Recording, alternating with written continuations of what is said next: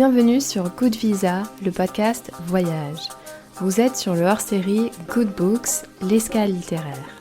Avec ces épisodes, je vais vous proposer d'explorer encore plus les pays et destinations abordés dans le podcast à travers les livres. Je vais vous parler plus en détail des ouvrages de mes invités, de mes coups de cœur littéraires du moment, et je vais vous lire des extraits qui m'ont marqué. Bonne écoute, ou plutôt, bonne lecture. Bonjour à tous, bonjour à toutes, j'espère que vous allez bien. Avant de commencer ce hors-série sur l'Alaska, j'avais une petite confidence à vous faire. Il y a un peu moins de 10 ans, lorsque je travaillais à New York, je sais pas pourquoi, mais un jour je me suis réveillée en me disant que j'avais envie de découvrir l'Alaska. Alors je ne sais vraiment pas d'où ça sort, parce que j'avais pas regardé de film ou quoi que ce soit dans l'actualité, et vraiment cette envie de partir découvrir cet état toute seule. Donc j'ai commencé à faire des recherches sur les paysages, les lieux à visiter, à me renseigner s'il était possible de faire ce type de voyage en tant que femme seule, et j'ai même regardé le prix des billets d'avion. Et après, j'ai été prise par le quotidien et j'ai mis de côté ce projet. Alors je vous cache pas que quand j'ai découvert le livre d'Eliott, j'ai pu me reconnecter à ce souvenir et me régaler dans cette évasion. Alors oui, je sais, je n'arrête pas de rajouter des envies de destination plus j'avance dans ce podcast, mais voilà, je sais pas, il y a quelque chose qui m'attire en Alaska. Donc si jamais vous n'avez pas écouté l'épisode précédent sur Eliott et l'Alaska, petit rappel express, Eliott c'est un explorateur, réalisateur et écrivain, et c'est le plus jeune membre de la Société des explorateurs français. Et en fait, depuis une dizaine d'années, il parcourt les derniers lieux sauvages de la planète. Et là, il est parti assez récemment donc sur les traces d'un homme en Alaska qui a choisi de quitter la civilisation en 1968, qui s'appelle Dick Pennecky. C'est un homme qui a vécu 30 ans en Alaska, dans une cabane en totale harmonie avec la nature. Donc c'est dans ce livre, Alaska sur la piste de Telakwana aux éditions Payot, qu'Eliott nous raconte tout ce périple. Dans l'épisode précédent de Good Books, avec les livres sur la Guyane, j'avais déjà un petit peu parlé des livres d'Eliott, avec notamment son aventure en Amazonie, qui est très portée sur ses péripéties au quotidien dans cette traversée incroyable de la Guyane, qui nous tient en haleine du début à la fin. Et dans ce dernier livre d'Eliott, Alaska, c'est un petit peu différent. On retrouve bien évidemment la plume délicate d'Eliott, son humour, il continue de nous amener à ses côtés dans cette nouvelle expédition. Et dans cet ouvrage, en fait, j'ai trouvé qu'Eliott poussait encore plus les réflexions personnelles sur notre environnement, sur le monde qui nous entoure, et on est aussi vraiment invité à connecter avec la nature et avec les animaux. Il nous partage bien évidemment sa fascination pour cet homme, Dick Pennecky, et pour ce peuple autochtone, les Dena'ina. Et au fur et à mesure, on comprend pourquoi Eliott est parti à sa trace, enfin pour retrouver sa cabane. Et si vous vous lancez dans cette lecture, je serais vraiment curieuse d'avoir votre ressenti à la fin, qu'on puisse en discuter. Car pour ma part, contrairement à son expédition en Amazonie où, là voilà, je lui laisse parce que je me sens pas du tout capable d'entreprendre une telle expédition, mais celle en Alaska me fascine parce que je pense que j'aimerais vraiment partir à la quête de cette cabane et vivre pendant quelques jours comme Dick Pennecky aussi. Et aussi, depuis la lecture du livre d'Eliott et mon échange avec lui sur le podcast, j'ai l'impression de regarder un peu différemment la nature qui m'entoure, à me questionner à quoi ressemblerait tel ou tel endroit avant toutes ces constructions, ou bien me demander à quoi ressemblerait un autre endroit si jamais la nature devait reprendre ses droits. Et j'aime beaucoup aussi toutes ces réflexions par rapport aux animaux, ces regards échangés, et vous verrez, le prochain invité du podcast a eu cette même fascination dans ses échanges avec les animaux, donc j'ai hâte de vous faire découvrir ça. J'ai choisi de vous partager 3 extraits de ce livre. Le premier au début de son aventure, ensuite au milieu de son expédition et un dernier extrait sur la fin.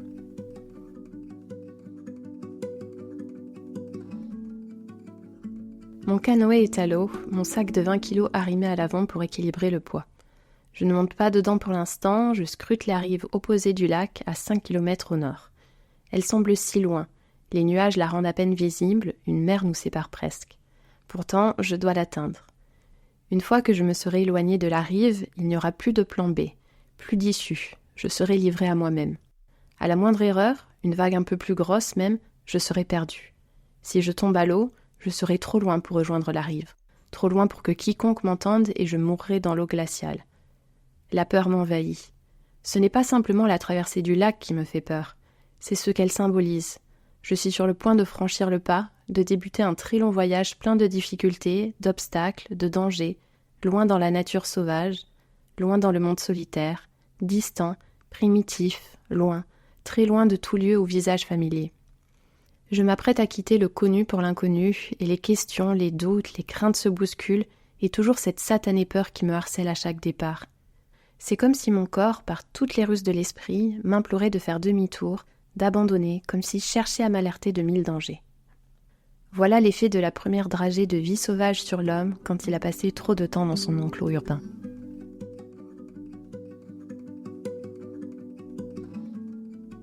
Rencontrer tous ces animaux sauvages, c'est pour moi rencontrer les derniers êtres qui savent habiter la planète.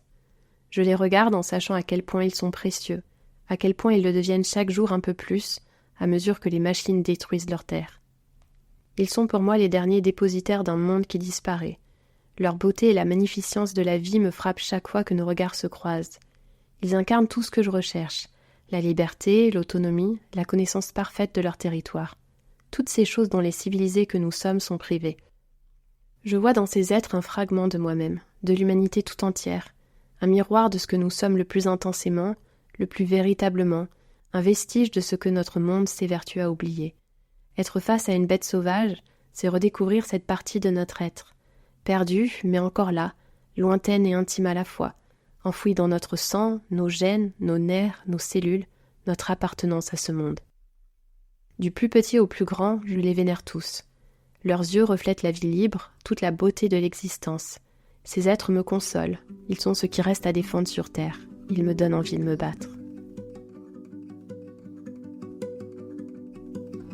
Il est des paysages qui vous font battre le cœur plus vite, qui vous submergent, on regarde de tous les côtés, dans une frénésie terrible comme si on s'accrochait aux derniers instants d'un rêve, de peur que tout cela ne s'évanouisse, disparaisse d'un moment à l'autre. Mais tout est là, indéniablement vrai, inscrit dans l'incroyable et magnifique réalité.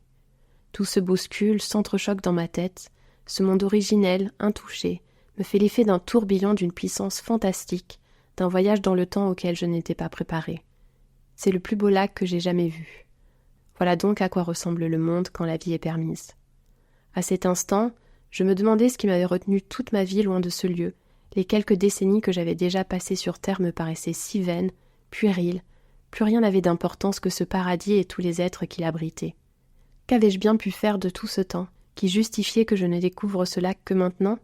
Devant tant de beauté, on est submergé par le bonheur, mais aussi par la tristesse. La tristesse de comprendre qu'il n'y a pas si longtemps, c'est l'ensemble de la terre qui était aussi riche, libre, spectaculaire et merveilleux que celle-ci. La tristesse de tout ce qui a été perdu, le bonheur de ce qui demeure et reste à défendre. Ce paysage vous répare et vous brise le cœur à la fois.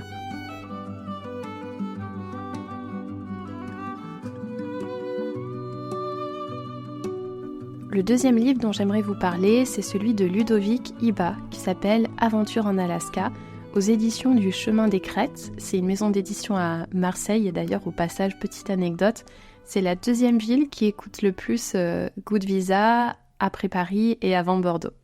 Dans ce livre, Ludovic nous raconte une grande expédition, une aventure de 45 jours et près de 2571 km parcourus sur le fleuve Yukon. Donc là, on est sur un style de livre assez différent puisque Ludovic nous amène dans son quotidien avec son ami Quentin. On est vraiment au plus près de l'aventure puisqu'il va nous livrer des détails sur la préparation de cette expédition, il nous explique tout ce qu'il a amené. C'est vraiment comme un journal de bord très précis pour chaque journée, donc on peut se projeter dans les moindres détails au cœur de ce périple. Ludovic est archéologue et il est passionné de photographie animalière et c'est un vrai défenseur de la nature, donc il va nous livrer vraiment beaucoup d'explications sur le monde vivant, des précisions sur les espèces, leurs caractéristiques. Et ce que j'ai beaucoup aimé aussi, c'est qu'il y a des sortes de notes de pensée assez intimistes à la fin de chaque chapitre où il nous fait part de ses réflexions et de ses prises de conscience. Il y a aussi énormément de photos qui accompagnent ce récit et donc voilà, c'est un fabuleux voyage où vont se mêler à la fois observation naturaliste, rencontres humaines, épreuves physiques et réflexions intimes. Donc je vais être honnête avec vous, je ne l'ai pas encore terminé, j'en suis à la moitié et je pense que je repousse volontairement la fin de cette lecture parce que il y a quelques mois j'ai déjà interviewé Julien Abad sur son aventure au Yukon, là plus récemment Elliot avec l'Alaska Et j'ai un peu l'impression que je vais mettre fin à cette découverte de ces deux univers, que ça soit le côté canadien ou américain. Alors bien sûr, la découverte, elle ne s'arrête pas là, puisqu'on a toujours plus à apprendre, et je suis sûre qu'il y a d'autres livres relatant ces endroits merveilleux. Mais j'ai pas encore envie de clore cette parenthèse, donc vous me direz si ça vous fait ça parfois quand on lit un livre ou quand on regarde une série, on n'a pas envie que ça se termine parce qu'on sait que après c'est fini, tout simplement. Donc merci à vous, merci pour votre écoute. J'espère que cet épisode hors série vous aura permis de prolonger l'aventure en Alaska. Et si jamais vous vous laissez tenter par ces livres, n'hésitez pas à me le faire savoir. Ça fait un petit peu club de lecture où on se donne nos avis sur tous ces livres. Et comme d'habitude, si ce n'est pas déjà fait, n'hésitez pas à laisser un avis, un commentaire, 5 étoiles sur la plateforme d'écoute de votre choix. Ou même, vous savez, de cliquer sur s'abonner, suivre. Parce qu'en fait, c'est tout simplement la bataille des algorithmes, hein, il faut dire ce qui est. Et pareil, à me suivre sur le compte Instagram Good Visa Podcast, à commenter, à liker les publications parce que je suis passionnée par cette aventure Good Visa et j'espère vraiment qu'elle va continuer encore et encore. Donc je vous donne rendez-vous très bientôt pour le prochain épisode de Good Visa. Là, on va partir sur une destination qui fait rêver beaucoup de personnes, je pense. Il y fait froid, mais pas tout le temps. On est un petit peu plus proche de l'Europe. Et je pense que si je vous dis que c'est une île, là ça vous donne vraiment beaucoup d'informations, mais bon, ça sera pour les courageux qui auront écouté jusqu'au bout. Je vous dis à très bientôt et encore merci.